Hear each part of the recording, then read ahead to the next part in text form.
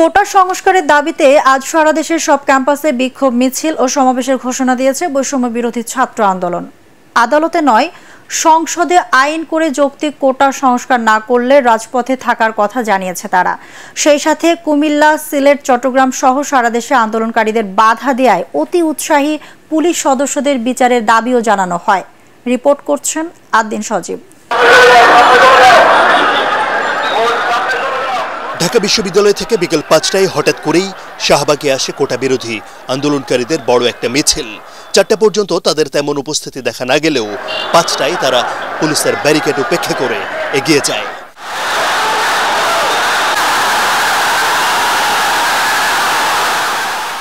অবস্থান নেয় শাহবাগে, অবরোধ করে সড়ক, বন্ধ হয়ে যায় শাহবাগ মোড়ের চারপাশের সব রাস্তা। জগন্নাথ বিশ্ববিদ্যালয়, ঢাকা কলেজ সহ বিভিন্ন শিক্ষা প্রতিষ্ঠানের ছাত্রছাত্রীরা যোগ দেয় কোটা সংস্কারের এই আন্দোলনে।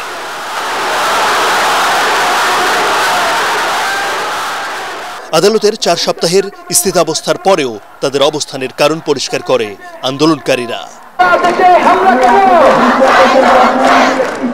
একটা পর্যায়ে শাহবাগের আন্দোলন ছড়িয়ে পড়ে মৎস্য ভবন, কাঁটাবন, ইন্টারকন্টিনেন্টাল মোড় পর্যন্ত।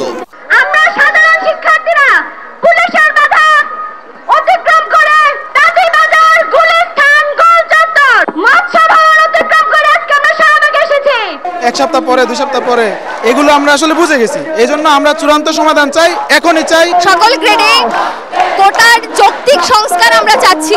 আমরা 18 সালের পরিপত্র পুনর্বহাল করতে চাচ্ছি না। কুমিল্লায় শিক্ষার্থীদের বাধা দেয় ঢাকার আন্দোলনকারীরা জানায় ক্ষুব্ধ প্রতিক্রিয়া। সরকারি চাকরিতে সকল গ্রেডে কোটার সংস্কার করতে হবে। কুমিল্লা বিশ্ববিদ্যালয়ে পুলিশ নেকেড রেগুলেশন করেছে।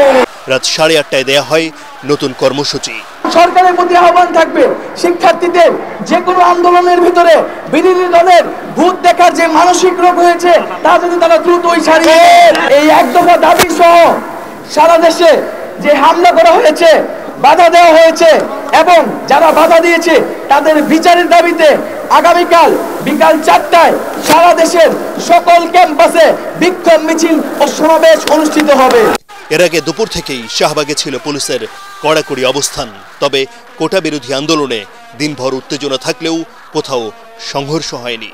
আগের পরিপত্র পুনর্বহাল কিংবা একটা নির্দিষ্ট সময়ের জন্য এই সমস্যার সমাধান চায় না আন্দোলনকারীরা।